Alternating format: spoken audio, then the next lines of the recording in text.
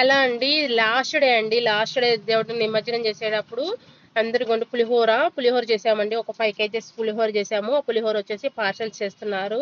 అక్క వాళ్ళు మా అక్కను ముఖేష్ వీళ్ళందరూ కలిసి పార్సల్ చేస్తున్నారు చూడండి. చింతపండు పులిహోర చేసామండి. వెళ్ళే వాళ్ళకి నైవేద్య ప్రసాదం లాగా ఇవ్వాలి కదా, వాళ్ళ కోసం చేశాము. చిన్న చిన్న క్లిప్స్ యాడ్ చేస్తాను చూడండి. నచ్చితే మాత్రం ఒక లైక్, షేర్, కామెంట్స్ అండి. అందరు కలిసి సెలవు చేస్తే ఏ పనైనా తొందరగా అయిపోద్ది కదండి. కంపల్సరీగా లాస్ట్ డే తీస్తున్నా చూడండి మా వినాయకుడిని. అందరికి బాధ అనిపిస్తుందండి తీయాలంటే, గానీ ఇక తప్పదు కదని పంపించాలి కదా, కంపల్సరీ ఉంచుకోం కదా మనం.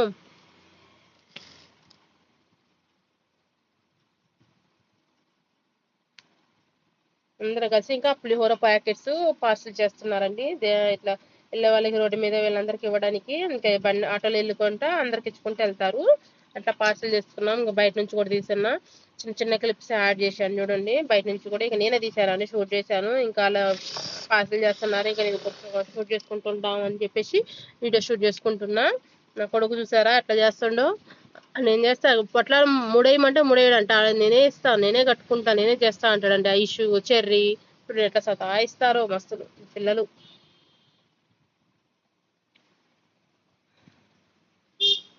ఓకే, పులిహోర పార్సల్స్ అయితే అయిపోతున్నాయి, కంప్లీట్ అయిపోతున్నాయి.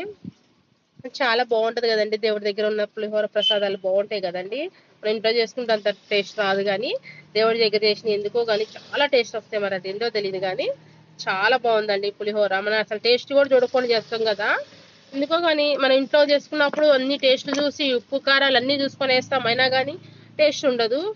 అది దేవుడి దగ్గర అసలు ఏం టేస్ట్ చేయకుండా ఏం చేయకుండా వేసేస్తాం, అయినా ఇంకా అట్లా ఉంటది ఎందుకో. ఇక్కడ వచ్చేసి ఇంకా లాస్ట్ పూజ అయిపోతుందండి.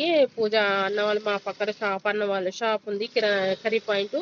అన్న వాళ్ళు పెట్టించుకున్నారు. లాస్ట్ పూజ వచ్చేసి వాళ్ళే పెట్టించుకున్నారు. అన్ననే పూజలో కూర్చున్నాడు అనమాట. ఇంకా అన్నకు మ్యారేజ్ కాలేదు, మ్యారేజ్ వాళ్ళే పూజ చేపించుకుంటున్నారు. ఇంకా నా కొడుకు, నా కోడలు వీళ్ళందరూ అయితే రెడీ అయిపోయి ఉన్నారండి. ఆల్రెడీ ఎల్లో డ్రెస్సెస్, కుర్తా అందరూ వేసుకొని చక్కగా రెడీ అయి ఉన్నారు. ఇంక పూజ ఎప్పుడు అయిపోద్దా, ఇప్పుడు డాన్స్ చేద్దామా అని రెడీగా ఉన్నారు వీళ్ళైతే పిల్లలు. ఇంకా పూజ అయిపోయింది, హారతి ఇస్తున్నారు.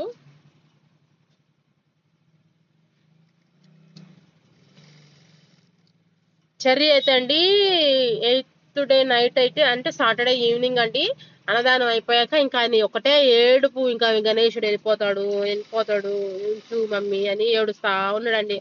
ఆయనకి నచ్చ చెప్పి చెప్పి చెప్పి 2 o'clock వరకు ఏడ్చి ఏడ్చి ఇక ఆయనంతగా ఆయననే పడుకున్నాడు. ఇంకా అనంతరం ఆయననే పడుకున్నాడు. పాపం మస్తు ఏడ్చిండు. చెర్రీ అయితే వెళ్ళిపోతాడు మమ్మీ, గణేష్ ఉండడా మన దగ్గర అని.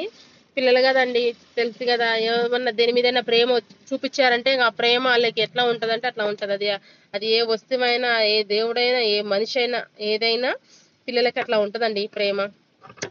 అట్లాంటిది ఇక వినాయకుడి మీద అంటే, వినాయకుడు కొంచెం చెర్రీకి చాలా ఇష్టం. చెర్రీకనే కాదండి, మా ఫ్యామిలీకి మొత్తానికి ఇష్టమే. అట్లా ఇంకా ఆయన మీద ప్రేమ చూపించి ఇంకా ఆయన పంపించాలంటే ఏదో బాధలాగా అనిపించిందండి. ఇంకోటి వినాయకుడిని పూజ అయిపోయింది కదా, కదిపిస్తున్నారండి. వినాయకుడిని కలశం, దీపం కదిలిపిస్తున్నారనమాట.